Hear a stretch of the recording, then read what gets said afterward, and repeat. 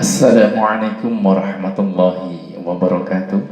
Selamat datang di channel Tarbus TV. Pada video kali ini saya akan membacakan untuk Anda buku yang berjudul Your Excellent Skill Sharpener karya An Ubaidi, bagian pertama.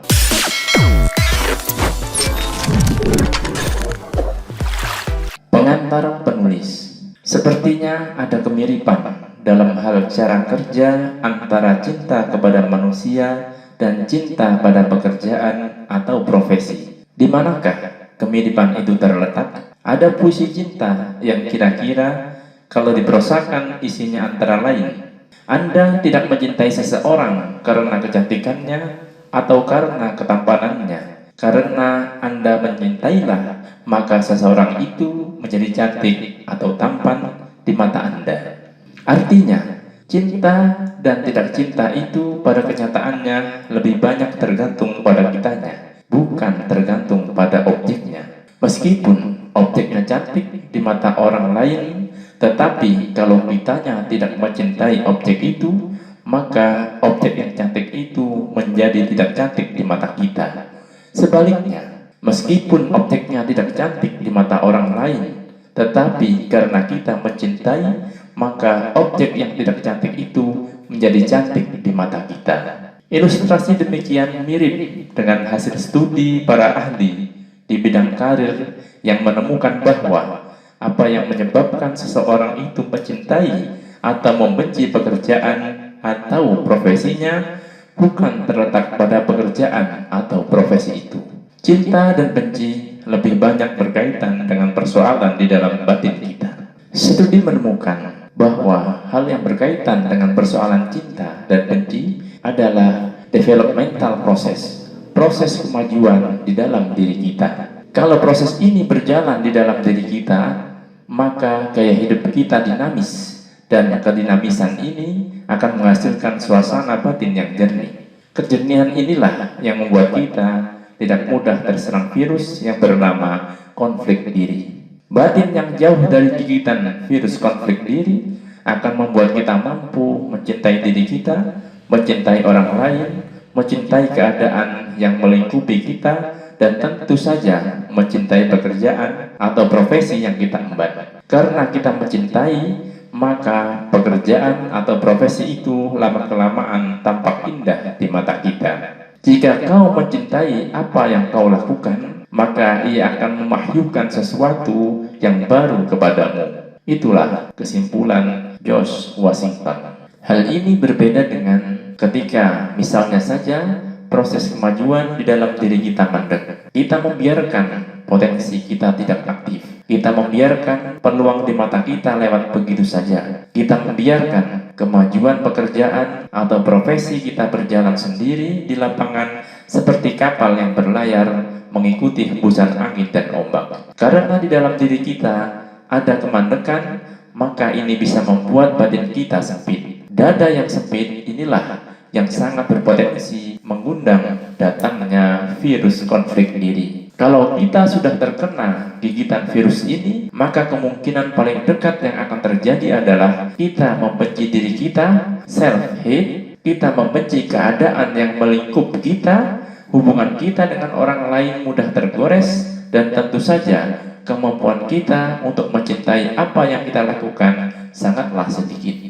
Karena cinta dan benci terhadap profesi atau pekerjaan itu lebih banyak tergantung pada kitanya, maka pendapat pakar SDM yang ada di dunia ini kalau digabungkan menjadi satu, kira-kira bisa ditarik sebuah kesimpulan seperti yang dikatakan oleh John C. Maxwell. Bukan apa yang menimpamu yang menentukan dirimu, tetapi apa yang terjadi di dalam dirimu. It's not what on you, but what in you. Uraian di atas, kalau kita rujukan pada perintah Al-Quran untuk bersyukur sudah klop. Syukur dan kufur bukan tergantung pada ada atau tidak adanya nikmat, karena sudah pasti ada, melainkan lebih banyak tergantung pada bagaimana kita menggunakan mata pikiran untuk melihat, telinga kesadaran untuk mendengar, dan hati untuk memahami. Dan Dia memberi kamu pendengaran,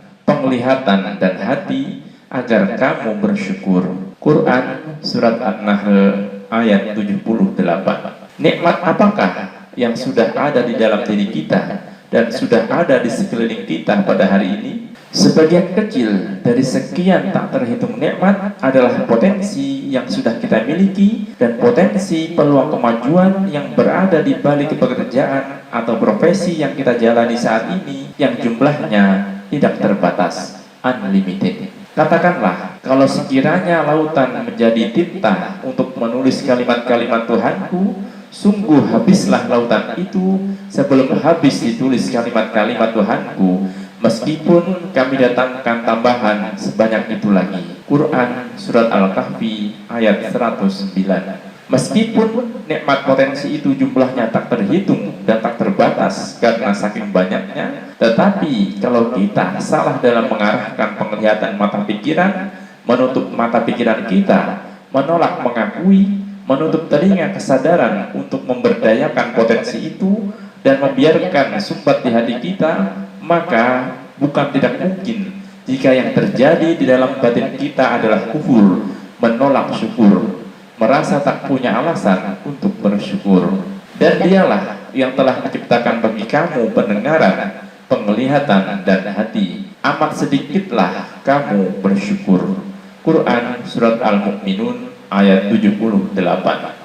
Terjadinya syukur dan kufur di dalam batin kita sama persis dengan proses terjadinya cinta dan benci pada profesi atau pekerjaan. Begitu kita mengarahkan penglihatan pikiran kita pada apa yang tidak kita miliki, pada hal-hal yang kurang dari diri kita, pada hal-hal yang tidak bisa kita lakukan, pada hal-hal yang negatif dari pekerjaan atau profesi kita, maka kesimpulan yang tercetak di kepala kita adalah kesimpulan negatif tentang diri kita, pekerjaan kita, dan profesi kita. Kesimpulan kita tentang diri kita inilah yang menjadi awal segala-galanya tentang kita. Berkesimpulan bahwa di dalam diri kita hanya ada kelemahan, hanya ada masalah, hanya ada hal-hal yang tak banyak bisa kita lakukan, dan hanya ada kesempitan. Semua itu akan menutup peluang bagi pikiran kita untuk melihat kelebihan, keunggulan, solusi, dan peluang yang mestinya kita miliki. Dari sistem pendidikan yang terbukti berhasil di seluruh dunia,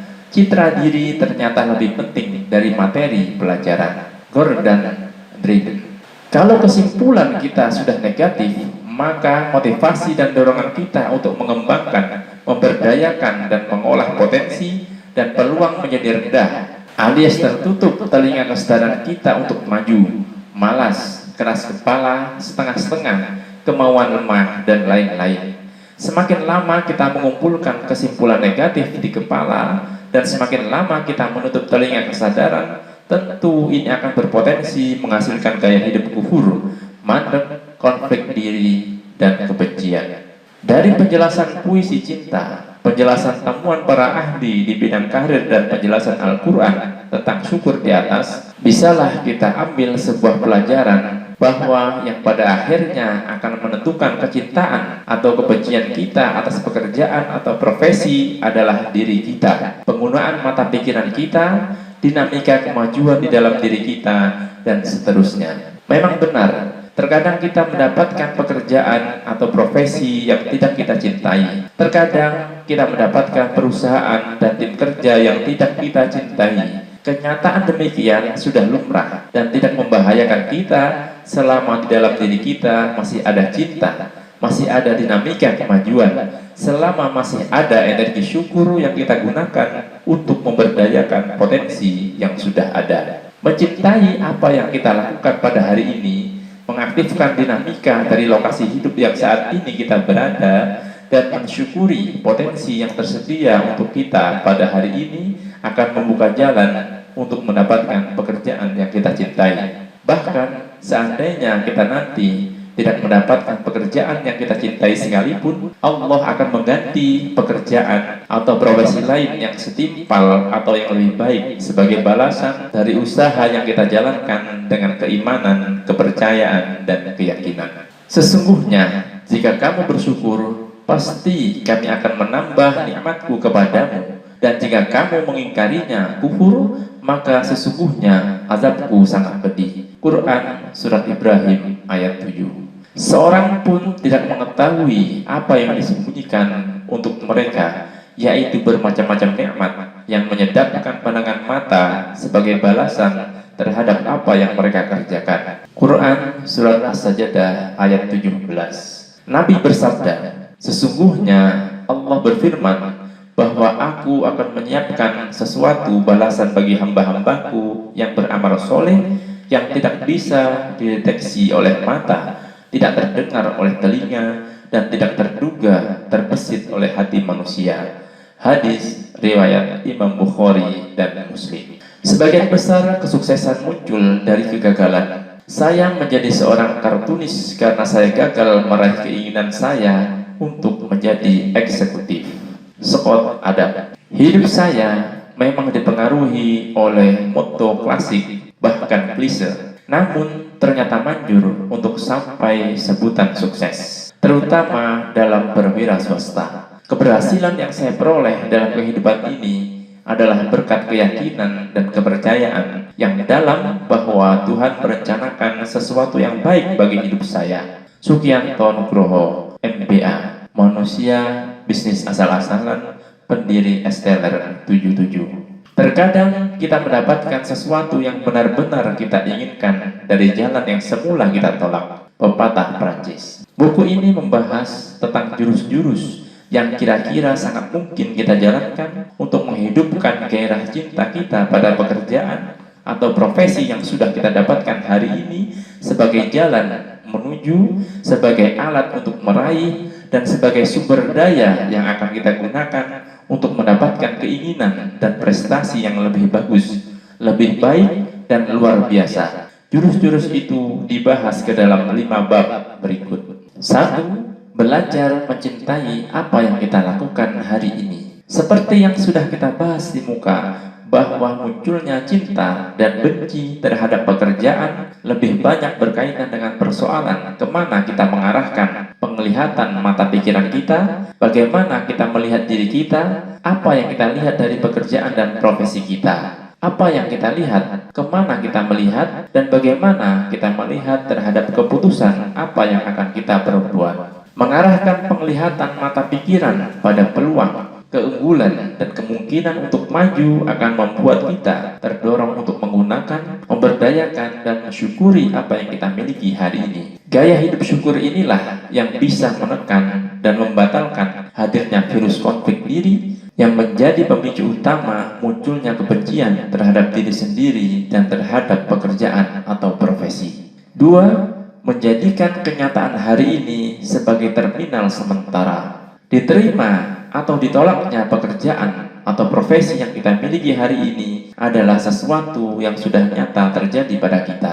Kenyataan tidak punya urusan apakah kita menerimanya dengan cinta atau dengan kebencian. Di samping itu, kita tidak bisa mengubah kenyataan dengan mengubah kenyataan. Namun, yang bisa kita ubah adalah pemahaman kita terhadap kenyataan. Berubahnya pemahaman akan mengubah bentuk keputusan. Berubahnya keputusan akan mengubah pola tindakan. Berubahnya pola tindakan akan mengubah kualitas hasil. Berubahnya kualitas hasil akan mengubah derajat hidup kita sesuai dengan progres yang kita jalani. Dengan memahami bahwa pekerjaan atau profesi dan kenyataan hidup yang saat ini kita hadapi bukan merupakan terminal akhir yang tersedia untuk kita singgahi sampai akhir hayat, bukan merupakan akhir riwayat hidup kita, dan bukan merupakan akhir segala-galanya dari cerita karir dan profesi kita terhadap dinamitas hidup yang terus berjalan menuju terminal lain yang nikmatnya lebih banyak, atau setidaknya tidak membuat kita hanyut ke dalam kenyataan pahit dengan keputusasaan dan kepasrahan. Karena sesungguhnya sesudah kesulitan itu ada kemudahan. Sesungguhnya sesudah kesulitan itu ada kemudahan. Maka jika kamu sudah selesai dari satu urusan, kerjakanlah dengan sungguh-sungguh urusan yang lain. Dan hanya kepada Tuhanmu lah hendaknya kamu berharap. Quran Surat An-Nasr ayat 5 sampai dengan 8. 3. Mendahulukan transformasi sebelum perubahan. Jurus yang umum kita jalankan ketika menghadapi kebencian pekerjaan atau profesi adalah pindah menjadi kutu loncat. Ini tentu sama sekali tidak ada hubungannya dengan salah atau benar. Ini murni berhubungan dengan kebebasan memilih cara hidup. Hal yang perlu kita waspadai adalah munculnya fakta yang ditunjukkan oleh praktek hidup di mana ada sekelompok manusia yang sering berpindah-pindah pekerjaan atau profesi tetapi ujung-ujungnya sama, alias tidak semakin maju, tidak lebih cinta, dan tidak lebih banyak prestasinya, dan seterusnya. Apa yang menyebabkan demikian? Salah satu yang terungkap oleh studi ilmu pengetahuan dan pengalaman sejumlah orang yang sudah berprestasi di bidangnya adalah karena pindahnya kita dari pekerjaan lama ke pekerjaan baru, dari kantor lama ke kantor baru, dari profesi lama dan profesi baru, tidak diiringi dengan transformasi diri. Supaya perpindahan itu membuat kita makin cinta pada pekerjaan dan profesi, makin giat, makin tercerahkan, makin meningkat prestasi kita, maka disinilah pentingnya menjalani proses transformasi diri. Berdasarkan praktek di lapangan, Dr. Nightingale berkesimpulan bahwa bukan uang yang membuat orang sukses, kesuksesanlah yang bisa mendatangkan uang. 4. Mengangkat diri sendiri sebagai sumber kemajuan. Selain bisa menggunakan jurus hengkang dari pekerjaan atau profesi lama, jurus yang juga bisa kita terapkan untuk menumbuhkan gairah cinta, syukur, dan gaya hidup dinamis adalah mengangkat posisi kita ke derajat yang lebih tinggi sebagai sumber kemajuan, career security, dengan cara merebut tanggung jawab hidup.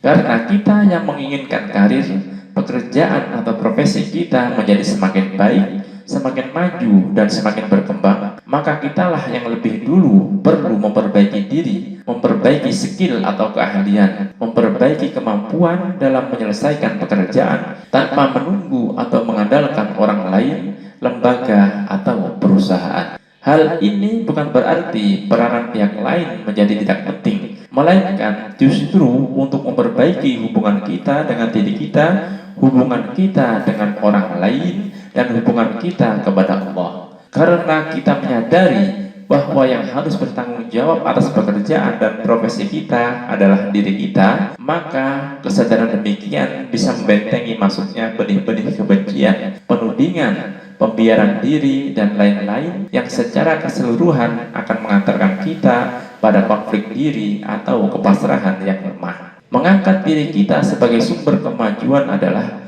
upaya untuk menjadikan diri kita sebagai khalifah, penguasa, pengambil keputusan, pengelola di hadapan diri kita agar bisa menjadi hamba yang baik dan hamba yang kuat di hadapannya. 5. Menggunakan kekesalan. Jurus terakhir yang akan dibahas dalam buku ini adalah menggunakan kekesalan. Semua yang negatif datangnya dari diri kita sendiri, karena itu bukan yang dikehendakinya dari kita. Itulah sekilas yang akan kita bahas dalam buku kecil ini. Mudah-mudahan buku kecil bisa melengkapi referensi yang sudah ada dan bermanfaat bagi pembaca. Seperti halnya buku-buku yang saya tulis di bagian akhir dari setiap bab, ada bagian yang saya namakan jurus pembelajaran. Mengapa jurus dan mengapa pembelajaran? Mungkin di sini perlu saya jelaskan ulang. Jurus berarti tidak hanya satu. Jurus yang ditawarkan dalam buku ini hanyalah salah satu yang bisa kita pilih dari sekian tak terhitung jurus untuk memperbaiki diri kita yang sudah disediakan Allah di muka bumi ini. Sedangkan pembelajaran berarti adanya proses usaha dari kita secara aktif dan proaktif. Jurus pembelajaran di dalam buku sebisa mungkin saya usahakan senada dan searah dengan petunjuk ilahiyah, kitab suci Al-Quran, temuan ilmiah, pendapat para ahli, dan praktek alamiah, pengalaman pribadi dan orang lain. An Ubaidi, Human Learning Specialist. Wallahu a'lam bishawab. Wassalamualaikum warahmatullahi wabarakatuh.